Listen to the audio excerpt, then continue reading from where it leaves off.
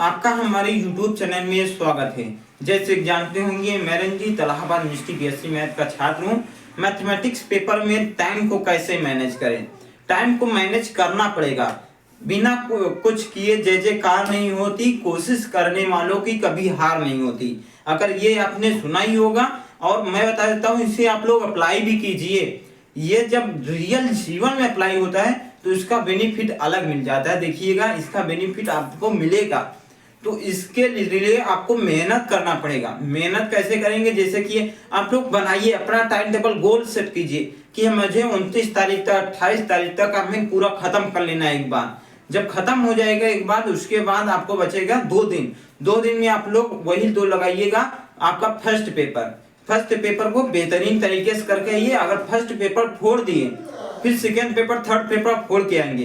पहले पेपर में अगर आपका कॉन्फिडेंस हिल गया, उसके बाद हिल ही जाता है, ये तो बात तय है।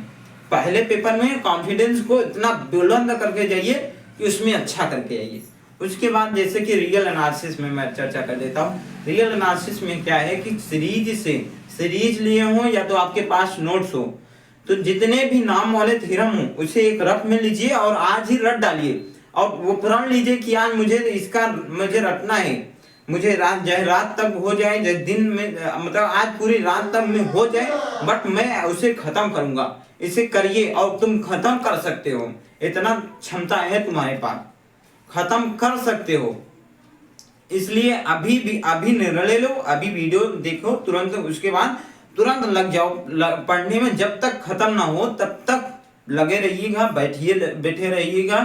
फिर उसके बाद जब खत्म हो जाए फिर उठिएगा, फिर आराम से अगले पेपर की ओर प्रोसीड करिए। क्योंकि आज होंगे 25, कल हो जाएगी 26, ऐसे दिन बीत जाएगा, फिर समझ में नहीं आएगा मैं क्या करूं।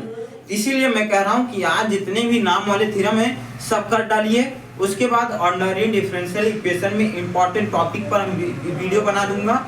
और इम्पोर्टेंट टॉपिक क्या है यार, उसमें पहला यूनिट, पहला चैप्टर, दूसरा चैप्टर अगर छोड़िए तो छोड़ सकते हैं, क्योंकि दूसरे चैप्टर में माथा पची करने से कोई दिक्कत की बहुत है वो अहम सवाल। उसके बाद तीसरी यूनिट पे, चौथी यूनिट 5, जैसे कि पिकार्ड वाला हो गया, पिकार्ड वाला एक इक्वेशन करेंगे, उसके बाद सभी इक्वेशन हो जाएगा, सभी सोल्यूशन हो जाएंगे। एक सवाल, उसके बाद चौथी यूनिट में एक सवाल करिए, 5वीं यूनिट में एक सवाल हो जाएगा। उसके बाद 6वीं यूनिट में भी एक ही सवाल से सभी सवाल बन जाएंगे। उसके बाद 7वीं यूनिट में एक दो सवाल इसमें लगाने होते हैं।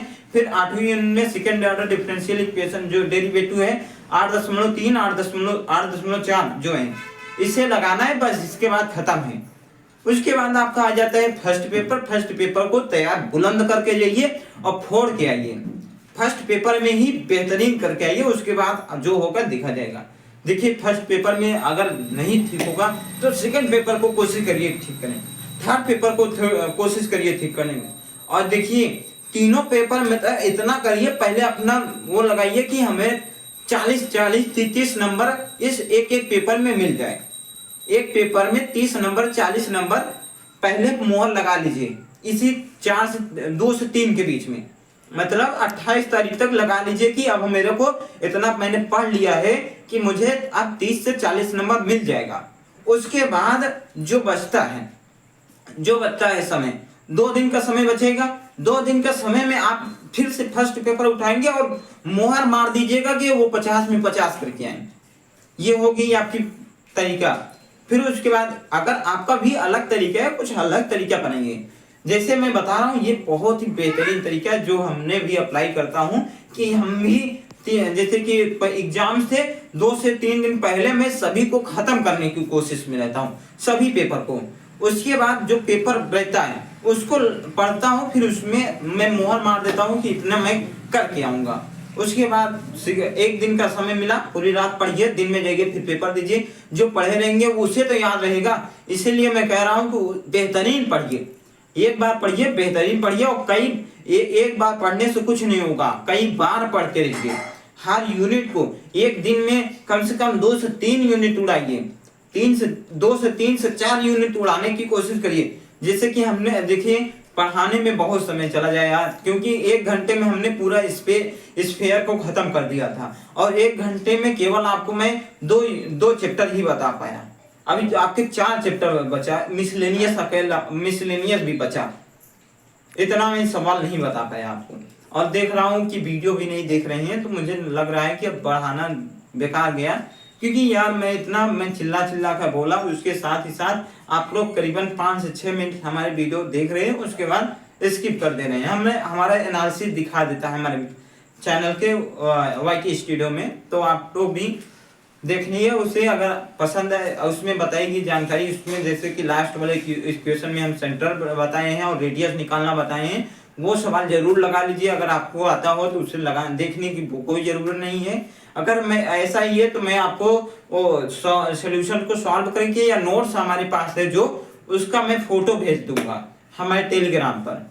ये सही रहेगा नहीं, आप लोग बताइएगा। टेलीग्राम पे उसका नोट्स जरूर भेज दूंगा। चलिए मैं यहीं तक समाप्त करता हूँ वीडियो को। अगले वीडियो में मिलता हूँ, तो आप लोग जो भी डाउट रहेगा बताइएगा। बहुत बहुत धन्यवाद, बहुत आभार, थैंक यू।